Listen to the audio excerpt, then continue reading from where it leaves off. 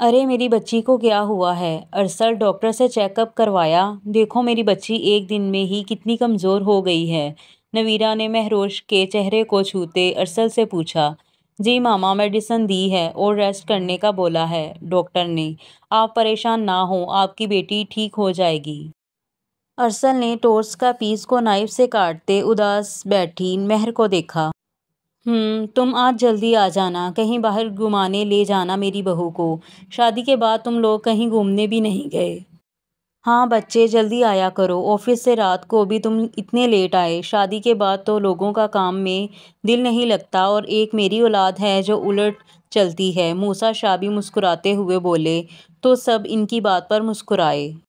لیکن مس پری نے سب کا دھیان اپنی طرف کرنے کے لیے زور سے کانٹا پلیٹ میں مارا تھا اور منہ بناتی ناشتہ کرنے لگی۔ ارے میری بچی کا موڈ کیوں بنا ہوا ہے؟ اذلان، کیا کہا ہے تم نے میری بچی کو؟ موسیٰ شاہ نے بے دلی سے ناشتہ کرتی پری کو دیکھا۔ چاچو، کیونکہ آج آپ کی بیٹی یونی جا رہی ہے، اس لیے شاید۔ اذلان نے اپنی مسکراہٹ دبائی۔ پری نے نظریں اٹھاتے اپنے غصے کو ضبط کرتے اذلان کو گھورا۔ بابا، آپ مما کو تنگ کیوں کرتے ہیں؟ نین نے اس کے کان کے قریب جھکتے کہا۔ کیونکہ بیٹا آپ کی مما بابا کو بھی تو اتنا تنگ کرتی ہیں، اس لیے۔ ہاں میں ہی تنگ کرتی ہوں، بتائیں آپ کون سی میری بات مانتے ہیں؟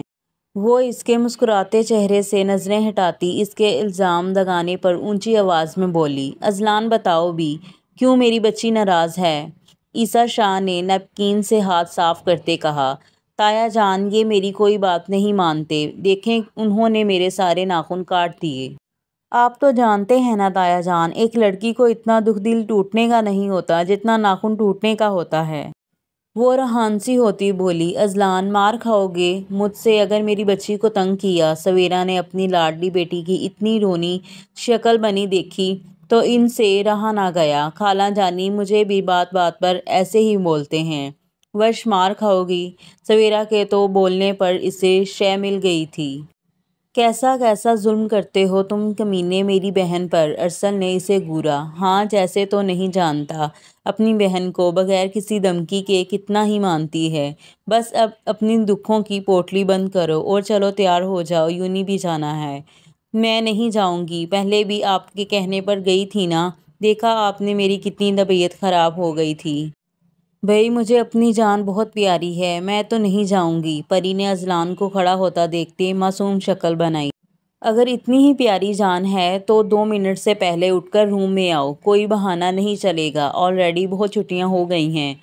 وہ بولتا روم میں چلا گیا تھا اور پری جان گئی تھی یہ اس کا آخری فیصلہ ہے، اب وہ اس کی ایک بھی نہیں سنے گا، اس لیے اپنی سنائی چلا گیا۔ پری نے اپنی سفارش کے لیے اپنی حمایتی کو ڈھونڈنا چاہا، اس کی آغا جان سے لے کر نین تک نظریں جھکائے ناشتہ کرنے میں مگن تھے۔ سب ملے ہیں نا، اب کسی سے بھی بات نہیں کروں گی۔ وہ پیر پٹکتی روم میں آئی۔ اذلان سب کو بتا چکا تھا کہ پری کے ساتھ اتنی گری حرکت کس نے کی تھی، لیکن سب کو ہی سختی سے منع کیا تھا کہ کوئی بھی پری کو کچھ نہیں بتائے گا۔ رابیل اور روشنی اذلان کے ڈر سے کسی بھی طرح اپنی فیملی کے ساتھ ملک چھوڑ کر چلی گئی تھی۔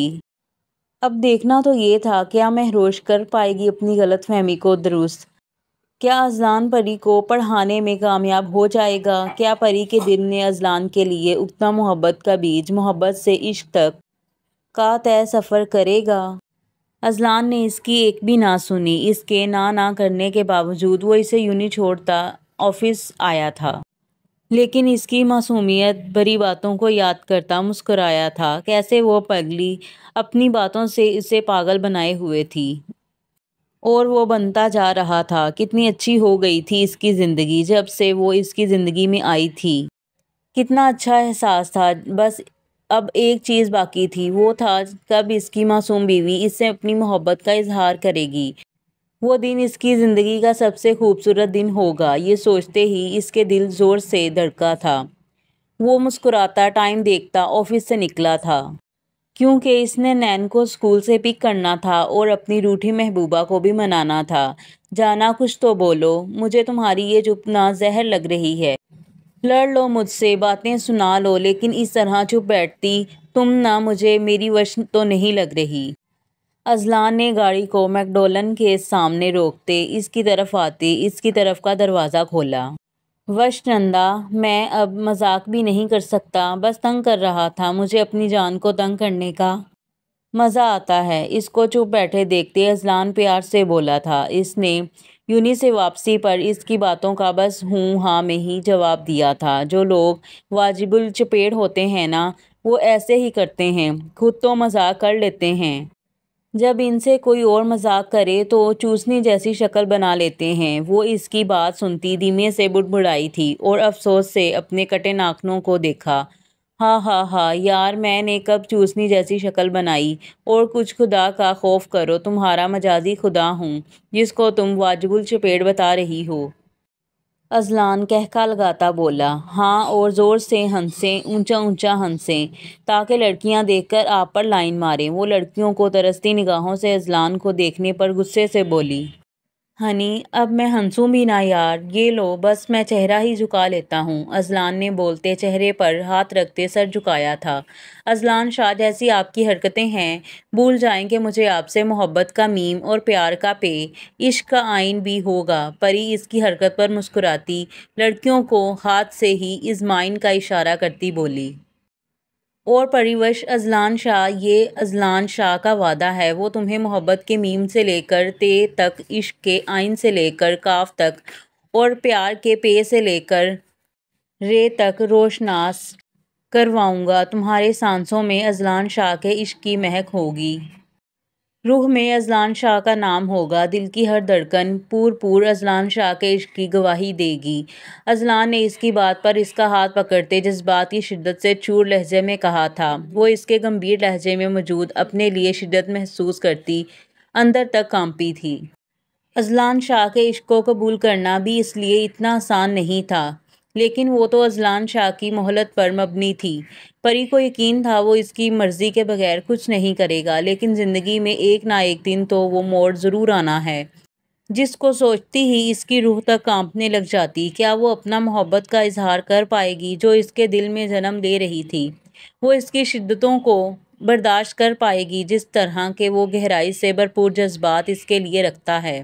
پری نے سوچتے ہوا میں سانس خارج کی تھی اور اب پیزا کھانے کی ضد کر رہی تھی، لیکن اذلان نے اس کی نہ مانتے ہوئے اس کی طبیعت کا سوچتے فروٹ چاٹ منگوائی تھی، جس پر اس نے ہزاروں قسم کے چہرے کے ایکشن کیے تھے، لیکن وہ گھوریوں سے نوازتا اسے ساری کھلا چکا تھا۔ وقت رکتا نہیں، اسے نہیں پرواہ کون کیسے لمحات سے گزر رہا ہے۔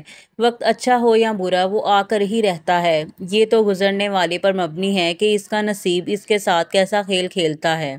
ایسا ہی کچھ کھیل زندگی اور وقت مہروش کے ساتھ کھیلنے والے تھے۔ ایسے ہی 5 دن گزر چکے تھے۔ مہروش اور ارسل کی اس دن کے بعد کوئی بات نہ ہوئی تھی، دونوں ہی ایک دوسرے سے لا تعلقی رکھے ہوئے تھے۔ ارسل کو جو امید تھی کہ مہر اس سے بات کرنے کی کوشش کرے گی، غلط فہمی درست کرے گی، لیکن وہ تو چپ کیے ہوئے تھی۔ جب انسان کسی ایسے شخص سے بچھڑ رہا ہو جس کے ساتھ گزارے ہوئے لمحے خواب کی طرح روح میں سلے ہوں، جس کی ہر بات پر دل الگ سی تان پر دھڑکتا ہو، تو یہ بچھڑنا قیامت کا عالم ہوتا ہے۔ تب انسان اپنی ہی سانسیں اذیت لگتی ہیں، اور یہی حال کچھ مہروش کا تھا۔ کیا وہ ارسل سے الگ ہو پائے گی؟ بے شک اس رشتے کو قبول کرنے کے لیے ارسل نے کچھ وقت دیا تھا، لیکن وہ ایک ہی دن میں اس کے دل میں اپنے لیے جگہ بنا چکا تھا۔ وہ اس کا شوہر، اس کا محرم تھا، اور ویسے بھی نکاح تو اللہ تعالیٰ کا بنایا خوبصورت اور حسین رشتہ ہے۔ یہ رشتہ تو دو نفرت کرنے والوں کے دلوں میں محبت پیدا کر دیتا ہے، اور اس رشتے میں گواہوں سے زیادہ اللہ تعالیٰ کی رضامندی شامل ہوتی ہے۔ پھر محبت کیسے نہ جنم لے؟ نکاح سے پہلے محبت نہیں، وہم ہوتا ہے، اور قرآن پاک میں حکم ہے ہم نکاح کے ذریعے تمہارے دلوں میں محبت پیدا کریں گے۔ تو خدا اپنی بات سچ کر چکا تھا۔ ارسل کی محبت تو شروع دن سے ہی پروان چڑھ رہی تھی۔ بے شک مہروش کی رضامندی اس کے بھائی کی وجہ سے تھی، لیکن وہ دل سے اس رشتے کو اپنے شوہر کو قبول کر چکی تھی۔ بس اس رشتے کو قبول کرنے کے لیے اسے کچھ اور وقت چاہیے تھا، لیکن اب وہ اس طرح کے حالات سے تنگ آ چکی تھی۔ کیا میں ساری زندگی ایسے ہی گزار دوں گی؟ یا اللہ، میں ایسی زندگی نہیں چاہتی، مجھے میری منزل دکھا دے۔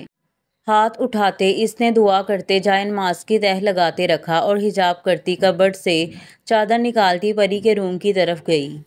وہ دونوں مارکیٹ آئی تھیں کیونکہ پری نے اپنی کچھ چیزیں لینی تھی اور مہروش کو بھی کچھ نوٹس کاپی کروانے تھے اور اپنی ضرورت کی کچھ چیزیں لینی تھی۔ جیسے ہی اس نے پرس میں ہاتھ ڈالا تھا تو خالی پرس نے منہ چڑھایا تھا۔ نوٹس اتنے زیادہ تھے اور وہ پری کو گاڑی میں ویٹ کرنے کا کہتی خود ہی دکان پر آئی تھی۔ بھائی آپ اس کارڈ میں دیکھیں۔ اس نے شاپ کیپر کو اپنا کریڈٹ کارڈ نکال کر دیا۔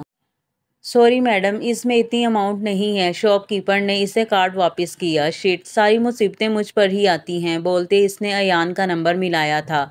یار چھوڑ دے، میرا موبائل نہیں آتا، مجھے کسی لڑکی کا میسج۔ یار چھوڑ، ایان نے بولتے ارسل کی کرسی کا رخ اپنی طرف کرتے اپنا موبائل لینا چاہا۔ ارسل نے موبائل پیچھے کی طرف کرتے اسے گھورتے واٹس ایپ اوپن کیا۔ اسی وقت اس کے موبائل پر رنگ ہونے لگی تھی۔ موبائل پر روز کالنگ دیکھتے ارسل نے موبائل اس کی طرف کیا تھا اور سکرین پر لگی اس کی مسکراتی تصویر کو دیکھتے اس کا دل بے چین ہوا تھا۔ میری گڑیا مجھے ہمیشہ بچا لیتی ہے۔ آنکھ لنگ کرتے اس نے کال پک کی تو ارسل اس کی حرکت پر مسکرایا تھا۔ اچھا میں بھیج دیتا ہوں، ابھی بتاؤ کتنے چاہیے اور آپ کہاں پر ہو؟ بھائی ابھی فی الحال اتنے بھیج دیں، میں اس دکان سے جان چھڑوا لوں اور میں اپنے نوٹس کاپی کروانے آئی ہوں۔ مہروش نوٹس کو ہاتھ میں لیتی بولی۔ اچھا بھیج رہا ہوں، پریشان نہ ہو۔ کریڈٹ کارڈ میں بھیجوں کہ اکاؤنٹ میں؟ ایان نے پوچھا تو ارسل نے نظریں اٹھا کر اسے دیکھتے اپنا غصہ ضبط کیا تھا۔ کال کاٹتے ایان نے اسے ڈن کا میسج سینڈ کرتے ارسل کو دیکھا جو غصے سے لال ہو رہا تھا۔ تجھے کیا ہوا ہے؟ ایان نے اسے گھورا۔ سوری یار، میری میٹنگ ہے تو میں چلتا ہوں۔ ارسل بغیر اس کو دیکھتے اس کے آفس سے نکلا تھا۔ اس نے کمرے میں داخل ہوتے زور سے دروازے کو بند کیا تھا۔ مہر نے دل پر ہاتھ رکھتے چہرہ موڑ کر دیکھا۔ ہاتھ میں کوٹ پکڑے وہ بکھری حالت میں سیدھا اس کے دل میں اتر رہا تھا۔ بیڈ پر بیٹھتے بغیر اسے سلام کیے جوتوں کے تسمے کھولنے لگا۔ مہروش نے اسے نظروں کے حصار میں لیتے اسے جانچنا چاہا کہ ایسا کیا ہو گیا کہ اب وہ اسے سلام کرنے سے بھی انکاری ہے۔ آپ کی طبیعت ٹھیک ہے؟ میں چائے۔ Shut up Mehrosh, shut up. کیا تم نے مجھے اتنا بے حیا سمجھا ہے کہ مجھے لوگوں کے سامنے شرمندہ کرواؤ گی؟ وہ اس کی بات کاٹتا اس کو کندھوں سے تھامتے چیخا تھا۔ مہر نے اس کے چیخنے پر آنکھیں بند کرتے اپنا آپ اس کے شکنجے سے چھڑوانا چاہا۔ چھوڑیں مجھے، کیا بدتمیزی ہے؟ مہروش، کیا آپ نے مجھے اتنا گرا ہوا سمجھا ہے کہ آپ مجھ سے ایک بار نہیں کہہ سکتی کہ آپ کو پیسوں کی ضرورت ہے؟ اس نے اس کی تھوڑی پکڑتے اس کا چہرہ اپنی طرف کیا۔ مجھے ضرورت تھی تو آپ مجھ سے کہتی۔ آپ کو پتہ میں ایان کے سامنے کتنا شرمندہ ہوا؟ میری بیوی اور وہ اپنے بھائی سے اپنی ضروریات کے لیے پیسے مانگ رہی ہے۔ وہ اس کی بات کاٹتا ڈریسنگ کے سامنے پڑی ساری چیزوں کو ہاتھ مارتا گرا چکا تھا۔ وہ میرا بھائی ہی ہے، مانگ سکتی ہوں۔ مہروش نے ہمت کرتے بولتے اس بپھرے شیر کو دیکھا جو اپنے غصے سے اس کی حالت بھی خراب کر رہا تھا۔ حق، پہلا حق شادی کے بعد شوہر کا ہوتا ہے۔ آپ نے مجھے میری ہی نظروں میں گرا دیا۔ مانا کہ مجھے اس طرح کی غفلت نہیں برتنی چاہیے تھی، لیکن آپ مجھ سے کہتی تو صحیح۔ لیکن نہیں، آپ تو اپنی سو کالڈ غلط فہمی کو لیے اس قدر اپنے دل میں میرا اتنا برا امیج بنا چکی ہیں کہ شاید اب میں آپ کو شوہر کے روپ میں بھی قبول نہیں۔ ارسل نہیں، مہر نے اپنے آنسو صاف کرتے اس کے لبوں پر ہاتھ رکھا تھا۔ کیا نہیں؟ صرف 9 دن رہ گئے مہر، مجھے پتا ہے یہ فیصلہ میرے حق میں نہیں ہونے والا۔ آپ کو اب مجھ سے دور جانا ہوگا۔ آپ مجھے دھتکار کر میرے حق سے محروم کر کے مجھے پاگل کر دیں گی، اس لیے جتنا آپ میرے قریب رہیں گی اتنا ہی میں اذیت سے دوچار ہوگا۔ صبح ہوتے ہی آپ کو آپ کے بھائی کے پاس چھوڑ آؤں گا۔ مجھے پتا ہے آپ کی غلط فہمی کبھی درست نہیں ہوگی۔ وہ بولتا اس کے ہاتھوں کو دباتا چھوڑ چکا تھا۔ آنکھوں سے پانی نکلا تھا، اسے وہ اپنے بازوؤں سے صاف کر گیا۔ ارسل نہیں، یہ غلط فہمی نہیں ہے، آپ مجھے اس طرح سے سزا نہیں دے سکتے۔ وہ اس کا ہاتھ پکڑتی چلائی۔ چلائیں نہیں، اگر آپ کو مجھ پر اعتبار ہوتا تو میری وضاحت آپ کے لیے پہلے دن ہی کارآمد ثابت ہوتی۔ لیکن اب میں نہ تو کوئی صفائی دوں گا اور نہ ہی کوئی وضاحت۔ اگر ان دنوں میں آپ کی غلط فہمی درست ہوتی ہے تو میرے دل کے اس گھر کے میرے کمرے کے دروازے آپ کے لیے کھلے ہیں، لیکن اس کے بعد نہر میں آپ کی ایک نہیں سنوں گا، اپنے دل کی بھی نہیں جو ہمیشہ آپ کے حق میں فیصلہ کرتا ہے۔ رہی بات گھر والوں کی تو ان کو بتا دوں گا کہ آپ وہاں رہنا چاہتی ہیں جب تک آپ کی اسٹڈی کمپلیٹ نہیں ہو جاتی۔ آہستہ آہستہ بتا دوں گا ان کو بھی سب کچھ۔ میں پاگل ہو جاؤں گا اگر آپ مزید میرے قریب رہیں تو۔ ارسل نے اپنا ہاتھ چھڑواتے اس کے آنسو صاف کیے اور اسٹڈی روم کی طرف اپنا رخ کیا۔ ارسل نہیں، میں کیسے رہوں گی؟ آپ کیسے کر سکتے ہیں میرے ساتھ ایسا؟ آپ مجھ سے محبت کرتے ہیں۔ وہ زمین پر بیٹھتی چیخی تھی، لیکن اسے کون بتاتا، حالات بہتر کرنے کے لیے خود بہتر ہونا پڑتا ہے، اپنے ستاروں کو خود گردش میں لانا پڑتا ہے۔ ستارے کبھی دن میں نہیں چمکتے اور کچھ سوالوں کے جواب صرف وقت ہی دیتا ہے، اور جو جواب دیتا ہے وہ جواب لاجواب ہوتے ہیں۔ ادھورا عشق تھا میرا، مگر مکمل کھا گیا مجھ کو۔ اور یہاں ہماری قسط کا اختتام ہوتا ہے، اور چینل کو لائک کر دیں، سبسکرائب کر دیں اور بیل آئیکن کو کلک کر دیں، اور ملیں گے اگلی قسط میں۔ تب تک کے لیے دیجیے گا اجازت۔ اللہ حافظ۔